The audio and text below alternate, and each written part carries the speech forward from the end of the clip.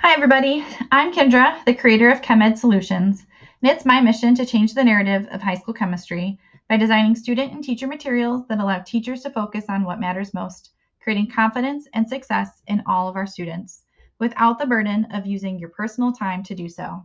I support teachers by giving you my best proven tips, and today's is on mapping dimensional analysis with unit conversions. So unit conversions are taught in the first of my units on properties of matter. And if you haven't already joined our community and purchased my full chemistry notes of an entire year's worth of high school chemistry, you can do so using one of the links below. But unit conversions are taught in our first unit, and I do it with using dimensional analysis because it's a skill, dimensional analysis is, for kids to use later on when we get to more complex chemistry topics. So the way that I teach this is I say that base units are your home unit. And so those would include things like massing would be grams, for length would be meters, volume would be liters.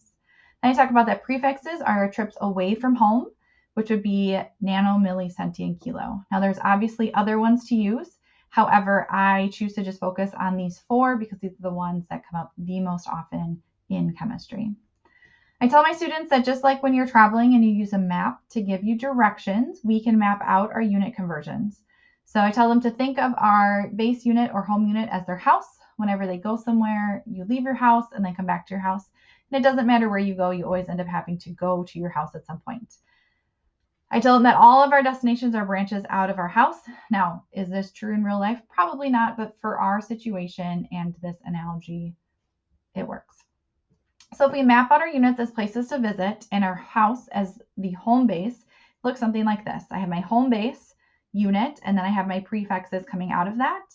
I show arrows that I can go both to, or from my home base to my prefix and back for all of them. And then I will put my conversion listed here. So if I was looking at meters, going meters to millimeters, I would show that I have the 1,000 millimeters per 1 meter as my conversion. Meters to centimeters, the 100 centimeters per meter, and then meters to kilometer, 1 kilometer, and then the 1,000 meters on the bottom. So if I ask my students to then practice mapping out unit conversions, if I started over here, if I say, what if I want to go meters to kilometers? I tell them, put your one finger on meters, the other's on kilometers, and there's only one arrow between them. So I can get there in one step.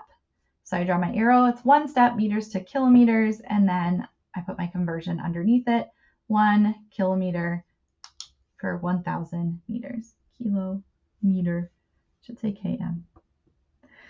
Then I say, okay, well, what about if I want to go from one to another and I stay on the outside? So for example, centimeters to millimeters. Now, again, your students might know there's 10 millimeters in a centimeter. Great, they can do it in one step, but some might not. And again, we're talking about a skill of dimensional analysis. So I say centimeters to millimeters, it takes 2 arrows, 1, 2, so 2 steps. So I can't get there in one step. I need to take 2 steps to get there, 2 conversions. Then I have them write down what my conversions are. After this, we talk about drawing our fences and then plugging in our numbers and solving, multiplying across the top and dividing by the bottom. But this is the skill of dimensional analysis that is new to them in this unit. Now, to remember to get access to my email list, which will get you a couple of things. One, not only will you get access to this teacher copy of dimensional analysis and unit conversions, but I also have a student copy that you can use right away with students. Great for remedial work with our students or an extra resource. And then I also have some gifts for you for joining my little side of the internet. I have a free course outline of high school chemistry and pacing guide, a unit checklist as you plan and prepare each of your units, and then a bonus teacher planner that I use to keep myself organized and sane while teaching multiple preps every day.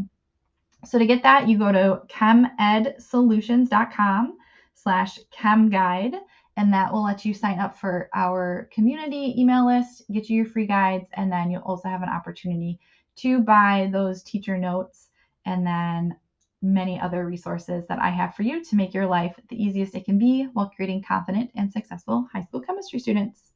Happy sciencing!